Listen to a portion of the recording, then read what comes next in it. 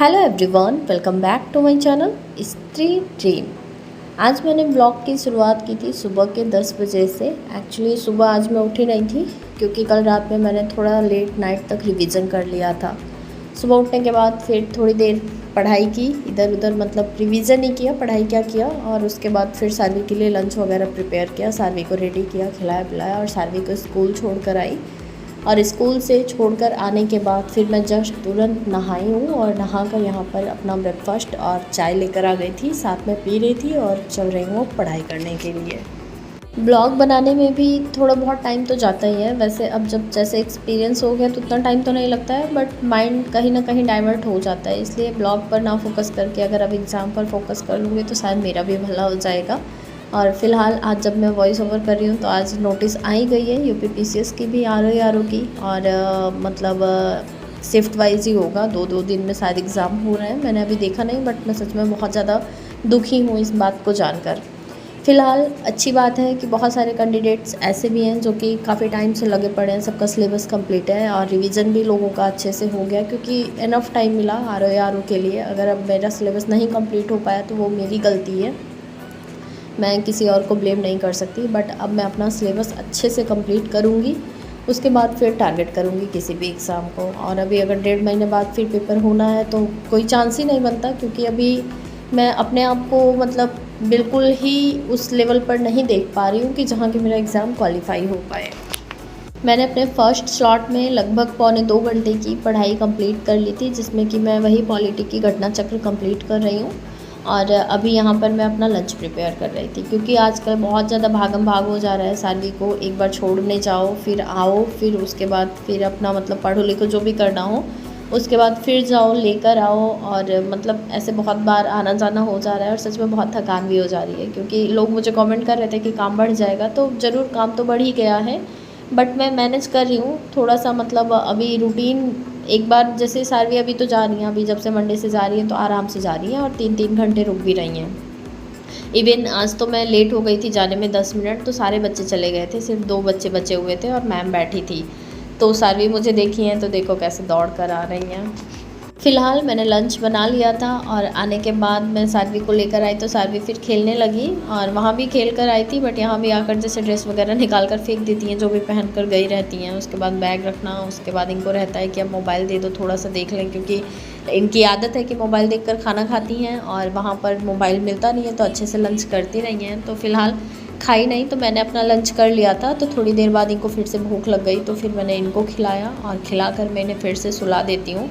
और ये स्कूल से आती हैं तो खुद से ही मतलब सो जाती हैं आराम से। और अब 3 घंटे 2.5 घंटे 3 घंटे अगर कुछ डिस्टर्बेंस नहीं हो रहा है तो आराम से सो जाती हैं। तो फ़िलहाल टाइम तो इनफ बच रहा है, बट वही है कि मैं मतलब खुद को थोड़ा सा थका हुआ पा रही हूँ, बट धीरे धीरे जब हैबिट बन जाएगी ना तब प्रॉब्लम नहीं होगी। यहाँ पर सारवी सो गई थी और अब मैं यहाँ पर करंट अफेयर करूँगी। अभी मैं सिर्फ पॉलिटी एक सब्जेक्ट मतलब जो जीएस के सब्जेक्ट हैं तो सिर्फ एक सब्जेक्ट कर रही हूँ और साथ में करंट अफेयर कर रही हूँ। एंड पीछे मैं हिंदी भी कर रही थी, बट उसको मैंने छोड़ दिया है, मतलब स्किप कर दिया है। अभी सिर्फ पॉलिटी और करंट अफेयर ही चल रहा है। तो मैं इस वाले रूम में आ गई थी क्योंकि उधर सारवी सो रही थी, तो मुझे लगा जैसे आजकल फ़ैन वगैरह भी नहीं चल रहा है, कूलर कुछ भी, तो डिस्टर्ब होगा क्योंकि मैं मोबाइल से करती हूँ तो आवाज़ आती है, इसलिए मैं इधर आ गई थी। और अब मैं यहाँ पर अपना करंट अफेयर करूँगी। मुझसे किसी ने पूछा था कि मेरा एक क्वेश्चन है, प्लीज़ रिप्लाई ज़रूर कीजिएगा, कि मैं एक मदर हूँ, 1.5 साल का बेटा है मेरा, मेरे हस्बैंड डिफेंस में सर्विंग हैं और मैं उन्हीं के साथ रहती हूँ। मैं एमएससी केमिस्ट्री से की हूँ। मैंने स्टडी के लिए भी बहुत स्ट्रगल किया है, पर मेरी शादी के बाद अभी समझ नहीं आता कि गवर्नमेंट जॉब कैसे करूँ। अगर जॉब करूँगी तो लाइफ टाइम अकेले रहना पड़ेगा, हस्बैंड की जॉब ऐसी है, लगता है अकेले रहकर जॉब करने से क्या फ़ायदा, और हमें फाइनेंशियली कोई प्रॉब्लम भी नहीं है। फिर भी माइंड में ये आता है कि मेरी स्टडी ख़राब हो जाएगी अगर कुछ नहीं की तो। बट बहुत कंफ्यूज रहती हूँ, पढ़ने बैठती हूँ तो सबसे पहले दिमाग में यही आता है कि फैमिली से दूर रहकर जॉब कैसे करूँगी। तो इन्होंने मुझसे मेरा ओपिनियन पूछा है, तो मैं आपको एक बात बताऊँ कि जैसे कोई जॉब करना चाहता है, उसकी नीड है, और कोई जॉब करना चाहता है कि उसे जस्ट ए शौक मतलब करना है कि नहीं मैंने कभी सोचा था, कोई प्रॉब्लम नहीं है, बट चलिए ट्राई कर लेते हैं, देखते हैं हो जाएगा तो बहुत अच्छी बात है, नहीं होगा तो भी क्या जाता है। तो 2 तरह की मतलब चीज़ें होती हैं हमारे माइंड में। जैसे मैं पढ़ रही हूँ, मुझे नीड है, मुझे भी फाइनेंशियल ऐसी कोई प्रॉब्लम नहीं है कि मेरा नहीं चल पा रहा है, बट मेरी लाइफ थोड़ा सा मतलब पटरी पर नहीं है। मुझे ऐसा लगता है कि चीज़ें अब स्टेबल होनी चाहिए।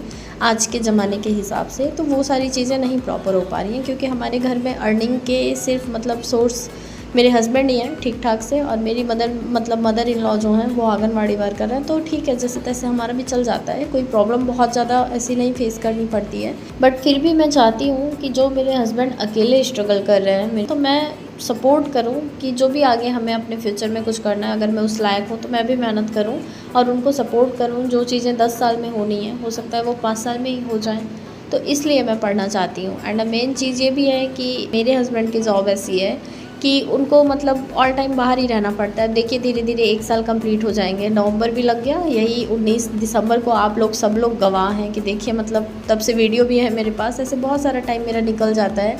तो मुझे ऐसा लगता है कि नहीं अच्छा लगता है, मतलब लगना क्या है, सारवी भी बड़ी हो रही हैं, वो भी पूछती हैं और लोगों को देखती हैं। अभी जैसे कोई बच्चे हैं आसपास के, कोई बाइक पे बैठ कर जा रहा है, कोई कहीं जा रहा है, तो मैं हर जगह हर कमी नहीं पूरी कर सकती हूँ। मैं करने का ट्राई करती हूँ, मैं सब कुछ कर लूँ, बट मैं हर चीज़ नहीं कर सकती हूँ। मुझसे जितना हो सकता है मैं उससे बढ़ कर ही करती हूँ, बट वही है ना कि सब कुछ मुझसे नहीं हो सकता, तो इसलिए मेरी नीड है कि मुझे जॉब करना है।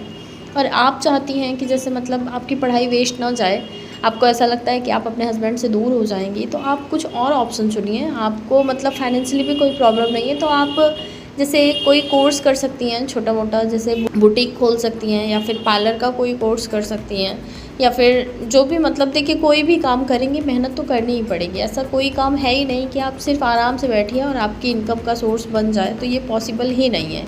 अगर आप यूट्यूब भी स्टार्ट करती हैं ना तो इस पर भी बहुत मेहनत करनी पड़ती है।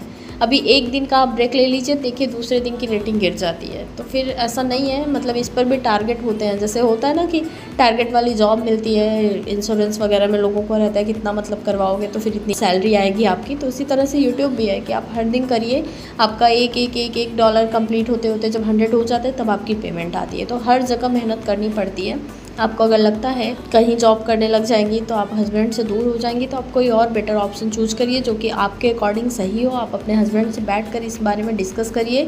घर से भी बहुत कुछ कर सकती हैं। मुझे तो बड़ा शौक़ लगता है कि मैं मतलब घर से ही अपना कपड़े की शॉप चलाऊँ, क्योंकि मैंने इलाहाबाद में किसी को देखा था कि वो अपने घर में ही रख कर रेंट पर भी कपड़े देती थी और मतलब सेल भी करती थी और बहुत अच्छा इनकम कर लेती थी। तो मुझे ये सब भी मन करता है, बट मैं चाहती हूँ मैं भी कहीं परमानेंट हो जाऊँ, क्योंकि ये सब करने के लिए ना जैसे हस्बैंड साथ हैं तब करने में अच्छा लगता है कि क्या लाना है, क्या करना है, कैसे करना है, कोई सपोर्ट में होना चाहिए। अगर आपको लगता है कि आपके हस्बैंड आपको सपोर्ट कर रहे हैं तो आप ये सारी चीज़ें भी ट्राई कर सकती हैं। मैं तो वो भी नहीं कर सकती हूँ, मेरे पास तो सिर्फ लास्ट ऑप्शन है कि मुझे पढ़ना ही पड़ेगा। अगर पढ़कर मैं कुछ कर सकती हूँ तो फिर लाइफ बेटर हो सकती है, अदरवाइज़ मेरी लाइफ भी ऐसे ही चलती रहेगी। उम्मीद करती हूँ कि मेरी बातों से शायद आपको कुछ तो आइडिया मिल ही गया होगा। और आज का ये छोटा सा ब्लॉग था, क्योंकि आजकल मैं ब्लॉग पर कम ध्यान दे रही हूँ, पढ़ने पर ज़्यादा ध्यान दे रही हूँ क्योंकि एग्ज़ाम आ गए हैं।